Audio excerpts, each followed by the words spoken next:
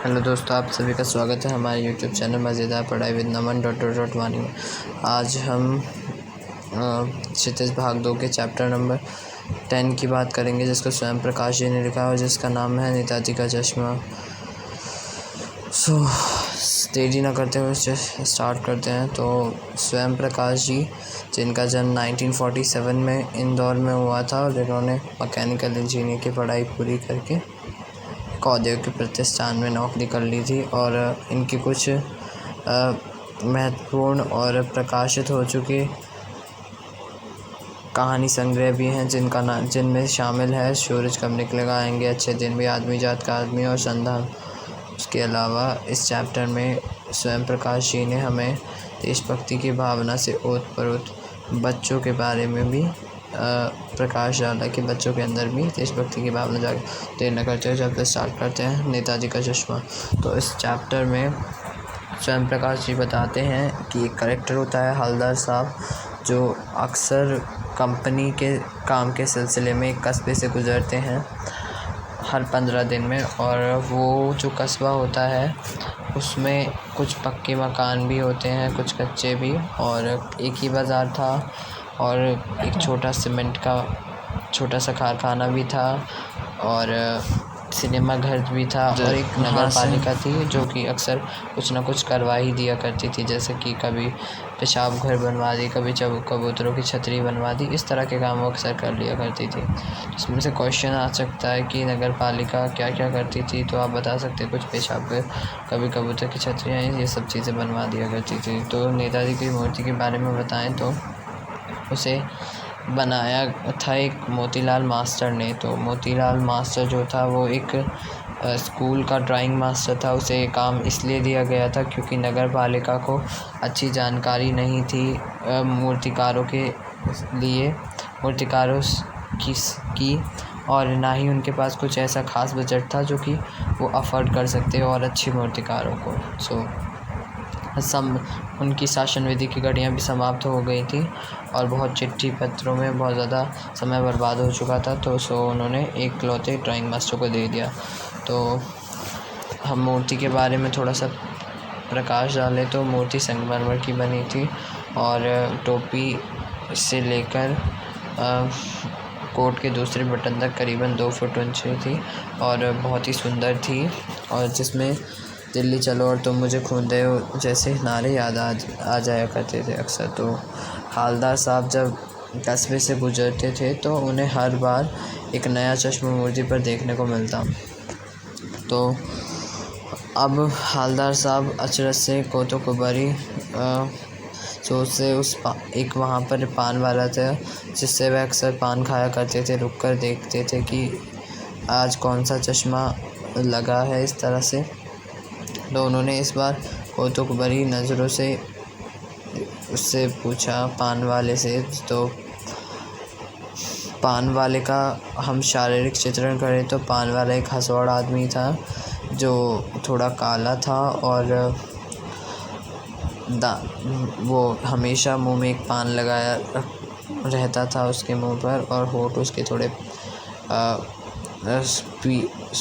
गुलाबी हो चुके थे पान के खाने की वजह से, और अक्सर वह मुस्कुरा दिया करता था और हेल्थ भी उसकी अच्छी खासी थी, और जब वह बात करता तो उसकी टोन भी अक्सर थिरका करती थी।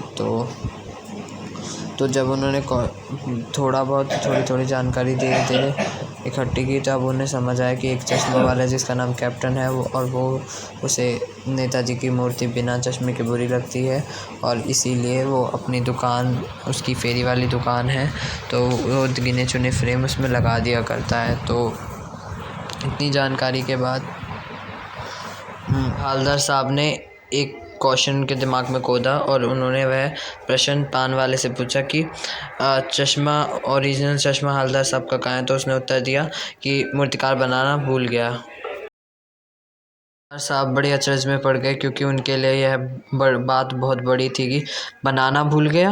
अब किंतु पान वाले ने यह भी कहा कि उसे और कोई जानकारी नहीं है, ऐसा कुछ कहा। तो थोड़े बहुत अनुमान हवलदार साहब ने लगाए, जैसे कि बेचारे ने महीने भर में मूर्तिकार जो था उसने पटक देने के वादे की वजह से वह भूल गया होगा, और जैसे अगर उसने चश्मा बनाया होगा तो वो टूट गया होगा और वह यह नहीं तय कर पाया होगा कि कैसा चश्मा बनाए, और कुछ और बाकी बारीकी के चक्कर में वह चश्मा टूट गया होगा, और या तो फिर ऐसा हुआ होगा कि पत्थर ख़त्म हो गया होगा, और या पत्थर का चश्मा अलग हो से बनाकर फिट किया गया होगा और वह निकल गया होगा। यह सब अनुमान उन्होंने लगाए। तो ये अक्सर क्वेश्चंस में पूछ लिया जाता है। तो अब एक और क्वेश्चन उन्होंने पान वाले से पूछा कि वो कोई नेताजी की जो कैप्टन है वो कोई नेताजी की फ़ौज का सेनानी है। तो हंसते हुए उसने कहा कि वो पान वाले ने कि वो तो पागल है, पागल, फ़ौज में काज किया जाएगा। यह बात बहुत ज़्यादा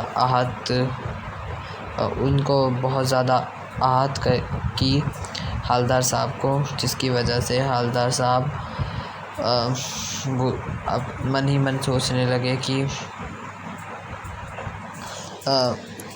देशभक्ति पर न्यौछावर होने वाले आदमी को भी लोग अक्सर मजाक उड़ाया करते हैं।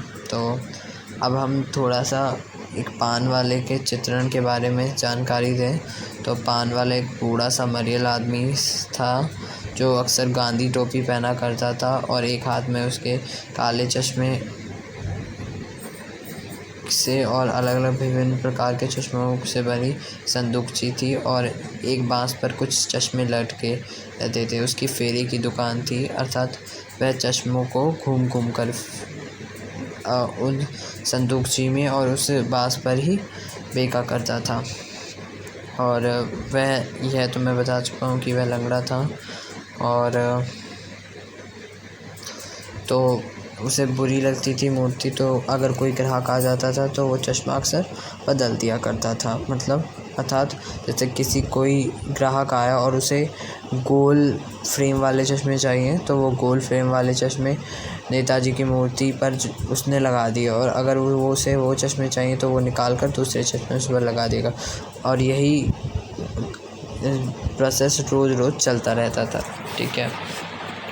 तो अब बात करें, एक दिन ऐसे ही जब हवलदार साहब गाड़ी से जा रहे थे तो उन्हें नज़र आया कि मूर्ति पर एक भी चश्मा नहीं था, या फिर मूर्ति खाली थी, उसकी आंखों पर कुछ भी नहीं था। तो हवलदार साहब बहुत ज़्यादा सरप्राइज्ड हो गए कि ऐसा कैसे हुआ कि हर रोज़ तो वो चश्मा लगाता है। तो हवलदार साहब ने झट से अपनी गाड़ी से उतर देखा और पूछा पान वाले से। तो पान वाले ने उदास हो यह कहा कि वो कैप्टन मर गया। और इस बार हवलदार साहब भी बहुत ही मायूस हुए, और एंड में कुछ दिनों बाद अब जो हवलदार साहब थे वो सोचते कि कभी भी वो मूर्ति की तरफ नहीं देखेंगे, क्योंकि फिर उन्हें दुख होगा। तो वो अक्सर ऐसी ही कोशिश किया करते कि वो गाड़ी से ऐसे ही चले जाएं बिना उस मूर्ति को देखे, किंतु उनकी आंखें मजबूर हो चुकी थी तो उन्हें देखना पड़ता था। देशभक्ति की भावना से मजबूर आंखें इस बार कुछ अजीब सा दृश्य देख बैठी थी। इस बार ज़ोर से चीख कर चिल्लाए और हवलदार साहब ने ड्राइवर से रोकने के लिए कहा गाड़ी को। तो इस बार देखा तो उन्हें मिला कि एक सरकंडे का चश्मा उस मूर्ति के नीचे रखा था। तो आप अनुमान लगाइए वह सरकंडे का चश्मा किसने बनाया होगा, ये क्वेश्चन भी है। तो एक सरकंडे का चश्मा एक छोटा बच्चा ही बना सकता है, तो इतना समझ आया। उसके बाद हम बात करते हैं प्रश्न अभ्यास। तो प्रश्न अभ्यास में सबसे पहला क्वेश्चन, सेनानी ना होते हुए भी चश्मे वाले को लोग कैप्टन क्यों कहते थे। तो सेनानी ना होते हुए भी कैप्टन चश्मे वाले को लोग कैप्टन इसलिए कहते थे क्योंकि उसके अंदर देशभक्ति की भावना कूट कूट कर भरी हुई थी। वह स्वतंत्रता आंदोलन में भाग लेने वाला सेनानियों का भरपूर सम्मान करता था। वह नेताजी की मूर्ति को बार बार चश्मा लगाता था और उनके प्रति उसके अंदर अगाध श्रद्धा थी। देश के प्रति वह त्याग और समर्पण कुछ भी कर सकता था। उसके बाद क्वेश्चन नंबर 2, हवलदार साहब ने ड्राइवर को पहले चौराहे पर गाड़ी रोकने के लिए मना किया था, लेकिन बाद में रोकने को कहा। हवलदार साहब पहले क्यों मायूस हो गए थे? हवलदार साहब पहले मायूस इसलिए हो गए थे क्योंकि वह सोच रहे थे कि वह चौराहे पर इस बार चश्मा नहीं देखेंगे, जिससे उन्हें दुख होगा, किंतु क्योंकि कैप्टन चश्मेवाला मर चुका था।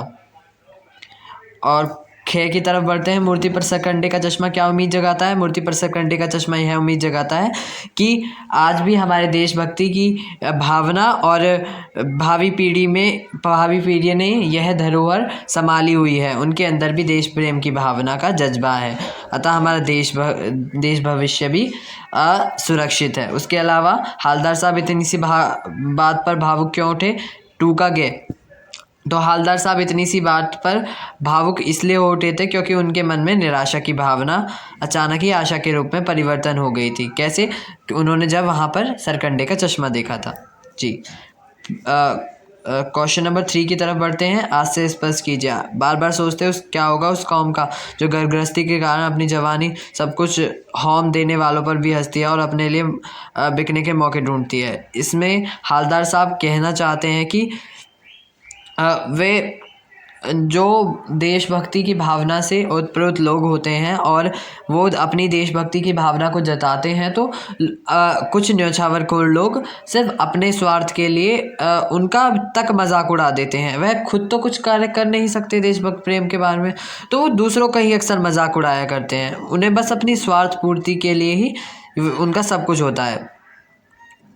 और अर्थात आज हमारे समाज में स्वार्थ पूर्ति के लिए ही अपना ईमान तक बेच दिया जाता है और देशभक्ति की भावना को मूर्खता समझा जाता है। तो पान वाले का एक रेखा चित्र प्रस्तुत कीजिए। तो सड़क के किनारे वह अक्सर अपनी दुकान लगाया करता था। वह थोड़ा मोहताजी हचौड़ किस्म का आदमी था और उसके होंठ जो थे हमेशा पान खाने की वजह से थोड़े काले और लाल हो गए थे। एक पान वह खुद खाता और एक पान सदैव उसके मुंह में रहता और एक पान अपने ग्राहकों को खिलाता और अक्सर अपने मुंह को पोंछने के लिए उसके पास एक गमछा हुआ करता था। और बस इतना ही। क्वेश्चन नंबर 5 की तरफ बढ़ते हैं। वो लंगड़ा क्या जाएगा फौज में? पागल है पागल। कैप्टन के प्रति अपनी इस टिप्पणी पर अपनी प्रतिक्रिया व्यक्त कीजिए। तो कैप्टन के बारे में यह शब्द जो कि पान वाले ने कहे थे बिल्कुल अनुचित है, क्योंकि एक तो वो देशभक्ति की भावना को प्रकट कर नेताजी का रोज चश्मा बदला करता था और अपनी देशभक्ति की भावना को प्रकट करता था। और उसके अलावा वह यह सब करता था तो उसको पागल और दर्शाया जाता था। बेशक वह फौज में ना जा सका, पर वहाँ पर रहकर भी उसने अपनी देशभक्ति की भावना को प्रकट किया। यह कितनी गर्व की बात है। किंतु पान वाले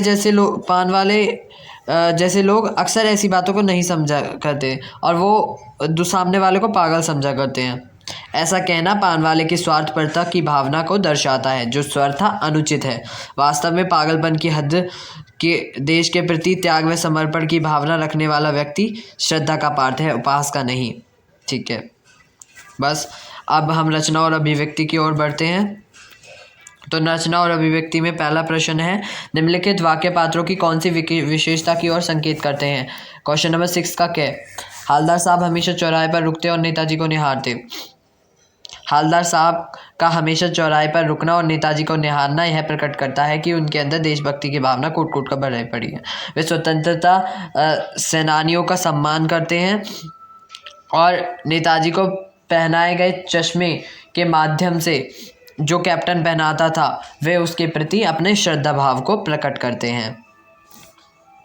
क्वेश्चन नंबर 6 का क्या? पान वाला उदास हो गया। उसने पीछे मुड़कर मुंह का पान नीचे थूका और सिर झुकाकर अपनी धोती के सिरे से आग पोंछता हुआ बोल, साहब कैप्टन मर गया। कैप्टन की मृत्यु की इसका उत्तर है कि कैप्टन की मृत्यु के बाद जब पान वाला उदास हो गया और उसने अपने सर को नीचे झुका, अपने आंसू पोंछे, तो इस बात से यह प्रकट होता है कि पान वाले के हृदय में कैप्टन के प्रति गहरी आत्मीयता है, मतलब उसके प्रति उसको थोड़ा सा लगाव भी है। कहीं ना कहीं उसके मन में भी कैप्टन की देशभक्ति के भावना के लिए श्रद्धा थी, जिसके चलते कैप्टन के मर जाने के बाद वह दुखी हो गया। उपयुक्त घटना से पान वाले की संवेदनशीलता और देश प्रेम की भावना का पता चलता है। तो क्वेश्चन नंबर 6 का गे की ओर बढ़ते हैं। कैप्टन बार बार मूर्ति पर चश्मा लगा देता। तो सिंपली ये तो उसकी देशभक्ति की भावना है, और इससे यह भी समझा जाता है कि वो जो देश पुरुष और स्वतंत्रता सेनानियों का बहुत ज़्यादा सम्मान करता है, जिसने हमारे लिए त्याग किया था। क्वेश्चन नंबर 7, जब तक हालदार साहब ने कैप्टन को साक्षात नहीं देखा था तब तक उसके मानस पटल पर कौन सा चित्र रहा होगा, अपनी कल्पना से लिखिए। मतलब पटल मतलब उसके दिमाग पर, उसके मस्तिष्क पर कौन सा चित्रण हुआ होगा जब तक उसने कैप्टन को देखा नहीं था, सिर्फ उसके बारे में सुना था। तो उसके मानस पटल पर कैसा चित्र बना था कि वो एक मोटा ताजी आदमी होगा। क्योंकि आप ही सोचिए कि कोई एक कल्पना भी कर सकता है कि एक फेरी वाला हो और उसे कैप्टन कह दिया जाए, और कोई लंगड़ा व्यक्ति रोज रोज चश्मा बदल सकता है। तो उनके मानस पटल पे चित्र आया कि कैप्टन एक मोटा सा आदमी होगा, और बहुत ही ज़्यादा उसका रोब तोब होगा इधर उधर, और अक्सर वो पहले कैप्टन मतलब नेताजी सुभाष चंद्र की सेना का कोई सेनानी होगा, या फिर उनका कोई दोस्त होगा। यह सब उसके मानस पटल पर बना चित्र। क्वेश्चन नंबर 8, कस्बों, शहरों, महानगरों के चौराहे पर किसी न किसी क्षेत्र के प्रसिद्ध व्यक्ति की मूर्ति लगाने का प्रचलन सा हो गया है। इस तरह की मूर्ति लगाने के क्या उद्देश्य हो सकते हैं? इस तरह की मूर्ति लगाने के उद्देश्य होते हैं कि हम, जैसे कोई स्वतंत्रता सेनानी है और उसने बहुत ज़्यादा त्याग किया है या कोई उद्देश्य किया है, तो उसका जो मैसेज उसने दिया है, जो हमें दिया है, उसके रास्ते पर हम चल सकें। ठीक है, हम समाज में उन बुराइयों को मिटा सकें जिनकी कोशिश उसने की थी। हम यही उसके सिंपली उद्देश्य होते हैं। ठीक है, और क्वेश्चन नंबर 8 के ख की तरफ बढ़ते हैं। आप अपने इलाके के चौराहे पर किस व्यक्ति की मूर्ति स्थापित करवाना चाहोगे और क्यों? यह आपकी कल्पना पर डिपेंड करता है कि आप किसकी मूर्ति लगवाना चाहते हैं। वैसे मेरे हिसाब से हमें मूर्ति लगवानी चाहिए गांधी जी की। गांधी जी की मूर्ति क्यों? क्योंकि ताकि हम झूठ, स्वार्थ और सांप्रदायिकता जैसे भ्रष्टाचार आदि व्यापक बुराइयों को ख़त्म कर सकें और गांधी जी के आदर्शों पर चल सकें। गांधी जी की मूर्ति स्थापित होने से लोगों के अंदर सत्य, अहिंसा, सदाचार और सांप्रदायिक सौहार्द आदि की भावना आएंगी। मतलब हमारे अंदर सत्य के राह पर चलने का जज्बा उठेगा। ठीक है, और हमारा वातावरण अच्छा होगा, जिस तरह का गांधी जी चाहते थे। उसके अलावा क्वेश्चन नंबर 9 की तरफ बढ़ते हैं। सीमा पर तैनात फौजी ही अपने देश प्रेम का परिचय नहीं देते, हम सभी भी अपने दैनिक कार्यों से किसी न किसी रूप से देश प्रेम प्रकट कर सकते हैं। ठीक है, तो हमें इसमें बताना है कि हम अपने जीवन जगत से जुड़े ऐसे कार्य का उल्लेख कर सकते हैं जिनकी वजह से हम अपने देश प्रेम की भावना व्यक्त करें, और हमें उन पर अमल भी करना है। तो वो हो सकता है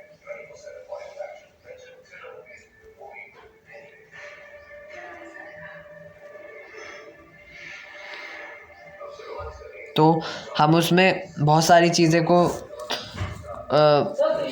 देखते हैं, जैसे कि देश की प्रगति में हम बढ़ चढ़ कर हिस्सा ले सकते हैं, सरकार की सहायता कर सकते हैं जितना हमसे हो सके, जो हमारे समाज में व्यापक अन्याय है उसकी प्रति आवाज़ उठा सकते हैं, और आप अपनी 2-4 पॉइंट्स अपनी कल्पना से लिख सकते हैं। ठीक है, अब क्वेश्चन नंबर 10 की तरफ बढ़ते हैं। देर न करते हुए, निम्नलिखित पंक्तियों में स्थानीय बोली का प्रभाव स्पष्ट दिखाई देता है। आप इन पंक्तियों को मानक हिंदी में लिखिए। तो कोई ग्राहक आ गया, समझो मतलब कोई ग्राहक आ गया तो उसे चौड़े चौखट चाहिए, उसे चश्मे चाहिए।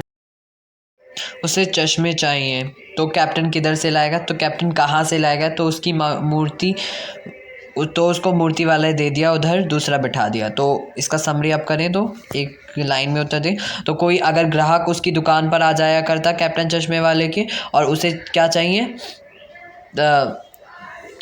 चौड़े फ्रेम वाले चश्मे चाहिए, और तो कैप्टन किधर से लाएगा? तो कैप्टन कहाँ से लाएगा? कैप्टन क्या करेगा?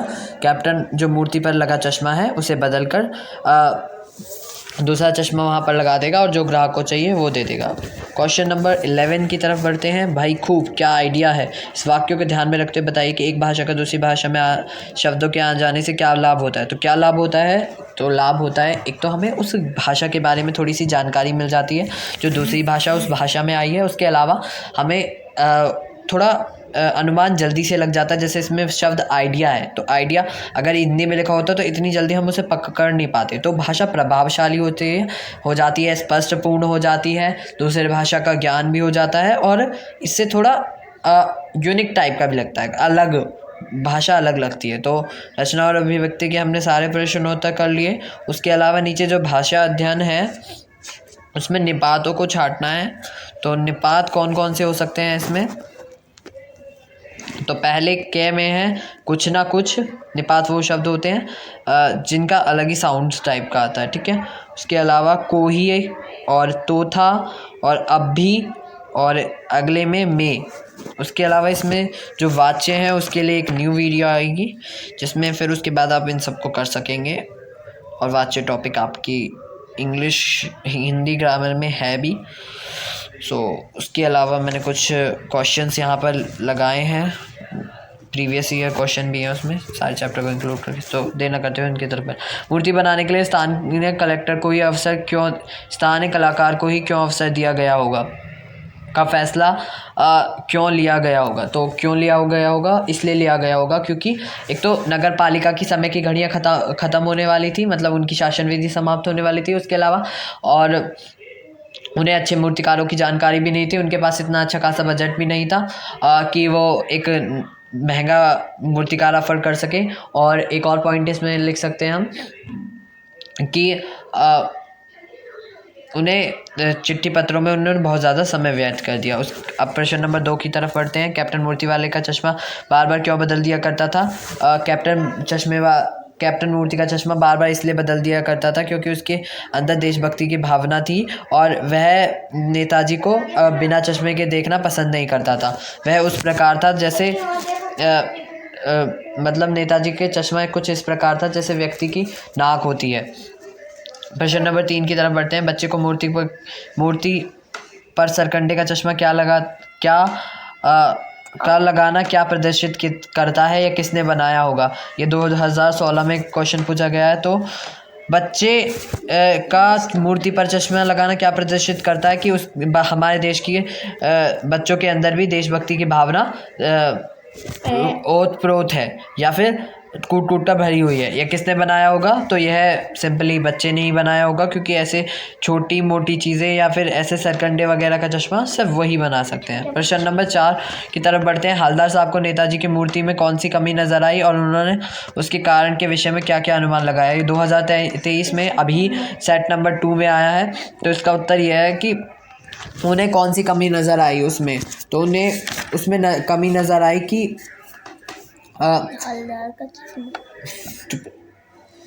महीने भर में वो जो चश्मा था वो कुछ अलग टाइप का था, रियल सा चश्मा लग रहा था। तो उन्होंने उसमें अनुमान ये लगाया कि वो चश्मा कुछ बारीकी के चक्कर में टूट गया होगा या पत्थर का चश्मा होगा, अलग से फिट किया गया होगा और निकल गया होगा, या फिर पत्थर ख़त्म हो गया होगा या फिर ऐसा होगा वो बनाना भूल गया होगा। ये सब अनुमान उन्होंने लगाए थे। तो प्रश्न नंबर 4 की तरफ बढ़ते हैं।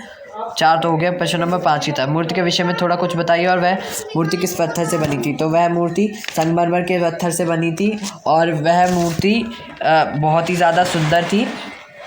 टोपी से लेकर कोट के दूसरे बटन तक करीबन 2 फुट लंबी थी और बहुत ही सुंदर थी। और मूर्ति को देखकर दिल्ली चलो और तुम मुझे खून दे दो जैसे नारे याद आने लगते थे। प्रश्न नंबर 5-6 की तरफ बढ़ते हैं। हसौड़ पान वाले के स्वभाव व भारी व्यक्तित्व पर प्रकाश डालिए। तो हसौड़ पान वाले के भारी व्यक्तित्व के बारे में मैंने आपको बता दिया है कि वह एक मोटा ताजी आदमी था, ठीक है। और अक्सर उसके मुंह में एक पान रहा करता था, जो एक पान वो खुद खाया करता, एक सामने वाले ग्राहक को दिया करता था। जब वह हंसता उसकी तौंद भी थिरकती थी। अक्सर उसकी कंधे पर एक गमछा होता था जो उसके पान पूछने के लिए मतलब पान से निकले होठों को गंदे हुए होठों को साफ करने के लिए काम आया करता था, ठीक है। उसके अलावा तो वैसे वो पान वाला अधिक बुरा भी नहीं था, अधिक अच्छा भी नहीं था, पर किंतु समाज की सोच के कारण वह अपनी सोच को कभी बदल ना सका। जैसे लोगों से उसने अक्सर सुना कि पान वाला मतलब इतना अच्छा नहीं है, तो सुन कर ही उसने शायद ऐसे अनुमान लगा लिए होंगे। पर उसकी देशभक्ति की भावना का जब व्यक्त हुई जब उसने कैप्टन के मर जाने पर रोते हुए भावना व्यक्त की। प्रश्न नंबर 7, हवलदार साहब अक्सर कस्बे से गुजरते थे, क्या आप कस्बे के बारे में कुछ जानकारी दे सकते हैं? हाँ, तो कस्बे के बारे में क्या जानकारी, कस्बा ज़्यादा बड़ा नहीं था, कुछ पक्के मकान थे उसके अंदर और बाज़ार जैसा एक ही बाज़ार था, कुछ एक लड़कों का स्कूल था, एक लड़कियों का स्कूल था, एक सीमेंट का छोटा सा कारखाना था, 2 ओपन एयर सिनेमा घर थे, नगर पालिका भी थी जो अक्सर कुछ ना कुछ बनवा दिया करती थी। प्रश्न नंबर 8 की तरफ बढ़ते हैं जो 2014 में आया। हवलदार साहब को पानवाले की कौन सी बात अच्छी नहीं लगी और क्यों? तो उन्हें वो वाली बात नहीं अच्छी लगी जब उसने कैप्टन चश्मे वाले को पागल कहा, क्योंकि वो इतना देशभक्ति की भावना को रोज़ व्यक्त किया करता था कि और फिर भी वो पान वाला उसका मजाक उड़ा रहा था जो कि सरासर अनुचित था और इसीलिए उनको वह बात अच्छी नहीं लगी। तो प्रश्न नंबर 9 2013 में आया है। यात्रा के दौरान हवलदार साहब को किस बात से प्रफुल्लता होती थी? तो जब पूरी यात्रा जितनी भी यात्रा हवलदार साहब करते थे उस यात्रा में सिर्फ उनको जब प्रफुल्लता से वह भरते थे जब उन्हें रास्ते में रोज़ नेताजी की मूर्ति कस्बे में देखने को मिलती थी और हर रोज़ वह नया नया चश्मा उस मूर्ति पर देखा करते थे। उस बात से वह अक्सर प्रफुल्लित हो उठते थे। प्रश्न नंबर 10 जो कि 2011 में आया है। नगर पालिका ने नेताजी की मूर्ति लगाने की हड़बड़ाहट क्यों दिखाई दी? ये मैं पहले ही बता चुका हूँ। मूर्ति लगवाने में हड़बड़ाहट इसलिए दिखाई दी थी क्योंकि एक तो उन्हें अच्छे मूर्तिकारों की जानकारी नहीं थी, उसके अलावा उनका इतना अच्छा जब बजट भी नहीं था कि वो कोई बड़े मूर्तिकार को अफोर्ड कर सकें या फिर मूर्ति बनवा सकें उससे। उन्होंने चिट्ठी पत्रों में ही सारा वक्त व्यक्त कर दिया। ठीक है, तो प्रश्न नंबर 11 की तरफ बढ़ते हैं जो कि 2010 में आया है। हवलदार साहब चौराहे पर रुककर नेताजी की मूर्ति को अक्सर क्यों निहारा करते थे? क्योंकि वे एक सच्चे देशभक्त थे और नेताजी के प्रति उनके हृदय में विशिष्ट सम्मान था जो उनकी मूर्ति को देखकर और भी प्रबल हो उठता था। उनके हृदय में नेताजी के कार्य की स्मृति श्रद्धा का भाव जगा देती थी। वे देशभक्तों का सम्मान की दृष्टि से देखते थे और स्वतंत्रता सेनानी को बहुत ही आदर रखते थे उनके प्रति। ठीक है, उसके अलावा क्वेश्चन नंबर 12 की तरफ बढ़ते हैं। नेताजी का चश्मा पाठ का कैप्टन एक ऐसा इंसान है जिसके कार्य उसकी देशभक्ति के प्रमाण है। हाँ, यह हमें पाठ से कैसे पता चलता है कि उसमें देशभक्ति की भावना कूट कर भरी हुई थी। वह सेनानी था नहीं था, सिर्फ एक साधारण चश्मे बेचने वाला था। अपाहिज जो एक पैर से होने के बावजूद भी वह अपनी दुर्बलता को किसी के सामने नहीं दिखाता था और वह रोज़ नेताजी का चश्मा बदल दिया करता था। जो अपने देश के प्रति त्याग और समर्पण की भावना में वह कैप्टन सेनानी से भी कम नहीं था। यह कार्य उसकी देशभक्ति का सबसे बड़ा प्रमाण था और वह कोई सेनानी नहीं, एक साधारण चश्मे बेचने वाला था जिसके मन में देश पर कुर्बान हुए शहीदों के और नेताओं के प्रति विशिष्ट सम्मान था। नेताजी सुभाष चंद्र बोस के प्रति उसके मन में अपार श्रद्धा थी और तभी वह चश्मा विहीन नेताजी की मूर्ति को कभी देखकर आहत नहीं हुआ करता था। जैसे कि हमने चैप्टर में देखा कि वो अक्सर उनका चश्मा बदल दिया करता था। तो वह क्यों बदला करता था? वह अक्सर इसलिए बदल दिया करता था क्योंकि वो नेताजी को विहीन नहीं देख सकता था, चश्मे विहीन। उसे ऐसा लगता था जैसे कि मेरा सम्मान आहत हो रहा है, इसलिए वह अक्सर नेताजी का चश्मा बदल दिया करता था। उसके अलावा थैंक यू मेरी पूरी वीडियो देखने के लिए और थैंक यू सो मच। उसके अलावा अगर आपको वीडियो थोड़ी सी भी अच्छी लगे तो लाइक करना ना भूलें और अगर आपको अगली वीडियो किस सब्जेक्ट्स पे चाहिए या फिर किस चैप्टर की चाहिए तो कमेंट करना भी ना भूलें। अगर आपको ऐसी ही वीडियोस आगे आने वाले फ्यूचर में भी चाहिए तो सब्सक्राइब ज़रूर करें और ऐसे ही अपने दोस्तों को शेयर ज़रूर करें। So thank you.